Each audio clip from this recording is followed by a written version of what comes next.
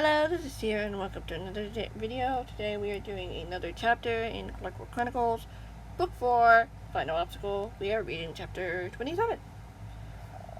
I can't believe we're getting really close. We're like technically 7 chapters away. Plus the epilogue, which will probably be included to the finale because Chapter 34 is a pretty short chapter. I'm going to worry about that when we get there, okay? Fine. Let's do it. If you haven't read the other chapters, be sure you do so. Because spoilers. Big spoilers. Spoilers. You're getting there. I like this chapter, though. I had a little fun with it. Let's do it. Chapter 27. The big.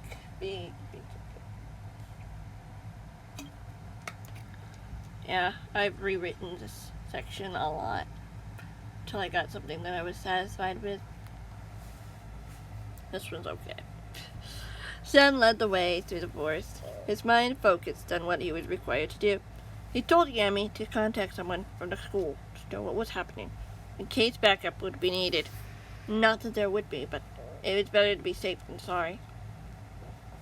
The boy knew they were getting close, hearing the sound of loud voices within a clearing. He and the cat looked toward the noise and peeked through the bushes, seeing at least 6 men outside the building. There's no chance she can escape now. We've recovered all the exits, one of the men announced. But where exactly is she? The man beside him asked. Sam caught the cat smiling to himself as the men said this, apparently amused and relieved. So was he. They were close. The men hadn't found her quite yet. Where do you think she could be? The cat finally asked in a whisper. Probably in one of the hiding places, the voice said softly. There's a lot of them. I can believe you, the cat said with a nod. But how do we get to there without being spotted? Sam looked around thoughtfully, looking at all of the men, chatting amongst themselves. I think I have an idea. What's that? A diversion of some kind? They won't fall for anything outside of the safe house, but they won't expect anyone trying to enter the safe house, the voice told us thoughtfully. I could easily distract them long enough for you to sneak in. You sure it's safe? The cat asked. You still have that sword Lauren gave you, right? The boy retorted. Yeah, the cat said simply. So I'm not sure if it'll help much. Nah, it won't be long, the boy assured him. Okay, the cat agreed. But wouldn't I stick out? I'm kind of noticeable. I'm sure there's a way, the boy said, reaching in to pull something out of his pockets. I went through one of the chests and found something that might work. Huh? Invisibility potion? The cat asked with intrigue. Yep, the boy replied. Perfect, the cat said with excitement as he took it. Then he found. I see why you wanted to be a distraction now. Sam nodded. It's not a splash potion, unfortunately. And I'll rather ensure you're safe without turning you into a hostage. Right, that's true. The cat nodded. Well, let's get to it. The boy nodded and stood to walk out the clearing. Of course, he was nervous as to what might happen, but who would expect him to walk out of the clearing and talk to these guys? There was only 6 of them at that moment. He could handle them easily enough. The boy walked out of the bushes, confident as he walked right up to the men. First, they didn't see him approach, too preoccupied with what they were doing. Excuse me, but I was wondering if you could answer one question for me, the boy asked matter-of-factly.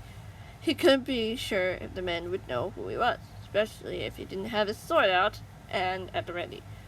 Oh, I didn't see you, lad, one of the men said with surprise. Are you lost or something? No, not really, but I've noticed you standing around here for some time. Why's that? He asked innocently. Well, we have an escapee on the loose, and we're trying to recapture them before they hurt anyone, the man replied simply. That's all you need to know. Can you tell me what they did? The boy pressed, knowing he was deliberately trying their patience. You already asked your one question, lad. A second man. Now move on, or we'll make you. The boy said with a sketchy shrug as he started to walk towards the front door at last. Where do you think you're going? One of the men snapped. Moving on, the boy said simply. There's someone dangerous in there. You don't want to get hurt. One of the men insisted. Why would you care? Sam asked with a raised eyebrow. Why? The man stammered before he hesitated. Wait, who are you again? I don't believe we caught your name. Oh, now that's a question I'd happily answer, Sam said as he pulled out his sword and thrust one of the men trying to intercept him out of his way. All of them stood there, stunned, before charging to grab him. But Sam easily pushed him back. Suddenly, the boy noticed something attacking from behind the men. So almost appeared to be a floating sword slamming them down. Surprise, boy, and it would have startled him if he hadn't known who it was. He gestured towards the door and he slipped in, feeling someone follow shortly behind as he closed the door behind him. Do you happen to have any milk on you? The disembodied voice of Stumpy Cat asked. Okay, that's really weird, the boy admitted, causing the cat to laugh. I think there might be some in the kitchen, though. I'll be right back, then, the cat's voice replied. As the boy heard footsteps fading into the kitchen, there didn't seem to be any sign that anyone else was down in the first floor, which meant all the others were still outside or on the second floor. Sure enough, a moment or two later, the boy saw the cat walking back into the main room, a mischievous grin on his face. It's pretty good out there, despite the fact I told you to get inside, the boy admitted. Hey, at least he didn't see me coming. Noted that. The cat mused. Sam rolled his eyes and turned to the stairs. I know most of the communicators are set up on the second floor, the boy said softly. That's where most of them are looking by the sound of it. Do you think she's up there? I think she would try to hide somewhere else, the boy replied. If there's a secret entrance from that room, it might lead to the painting on the first floor. It's a quick way to lose a pursuer. You're getting this from your brother, aren't you? The cat mused. Sam nodded. He spent a little time in a safe house before, so he'd know. Okay. We need to look behind his paintings? The cat asked him. Just be on the lookout for anything that might be a clue as to where she might be hiding, the boy told him. Should we try calling for her? The cat questioned. Sam shook his head. The men upstairs might hear us, or her. I don't want them to find her first. Neither do I, the cat sighed, as they went into the main room and touched all the paintings. But it seemed pretty clear that they were all empty. There was no bush baby hiding inside. Come on, let's keep looking, the boy told him. Sam told him as they went through the room, knocking quietly on the walls. He couldn't find anything that might be a hint of a hidden entrance or compartment. What about this? The cat suggested quietly, pointing to a closet over by the door that led to the kitchen. Open it, the boy offered. The cat did so, looking into an emptiness as the boy knocked on the walls, suddenly hearing something hollow. Found a hiding spot, the boy replied to his friend as he felt around until he found a place to press. Suddenly, the secret was revealed as the wall pulled away.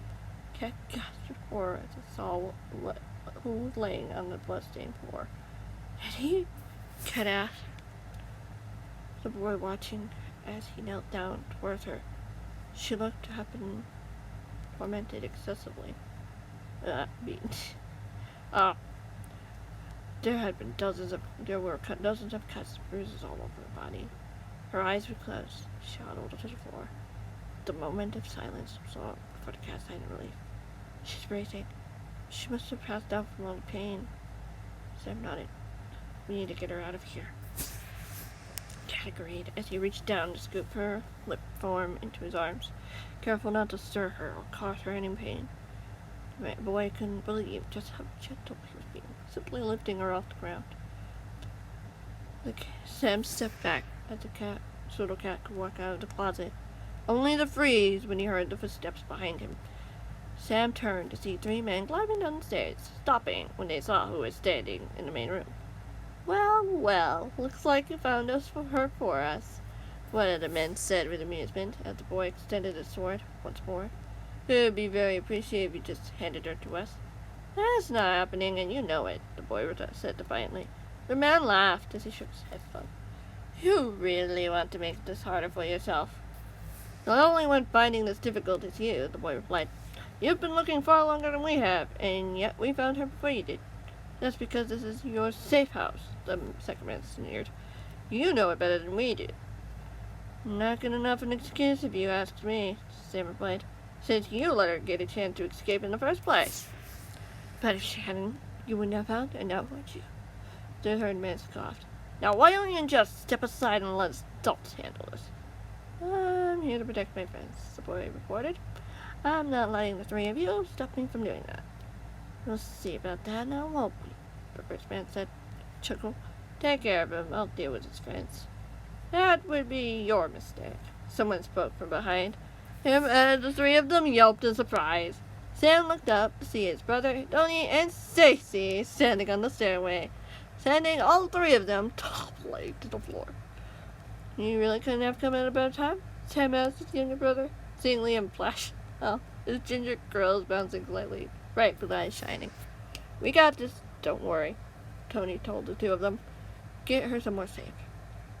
We'll do that, Sam replied as he looked over at Steppy. Come on, we need to go. I'll be right behind you, the kid replied, reassuringly, as they headed for the front door, before breaking out into a run into the forest and back to where they'd come. The boy knowing that once again they had outsmarted Mr. A's men. Once again, and it felt good to do so. I just hoped these men would stay away for some time. Even if they didn't, Sam knew he would be willing and ready to do whatever it took to ensure his friends were safe, even if it was the last thing he would do. It was worth it. Had to be. He knew that, even as he ran onward, back towards the safe house, where Yami, Lauren, and Koichi would be waiting for them. They would get through whatever would come next. They had to. Alright. Looks like we're gonna have to end that episode here. I hope you guys enjoyed, and yeah, we're gonna go on to the next chapter soon. Well, I'm probably gonna go next chapter pretty quickly, because just it's like I can record lots of videos pretty quickly. Why not? You know how these work. I know how these work. This is very interesting. Hope you guys enjoyed though. Because, yeah, it took a lot of work. Thank you so much for watching. See you later. Bye.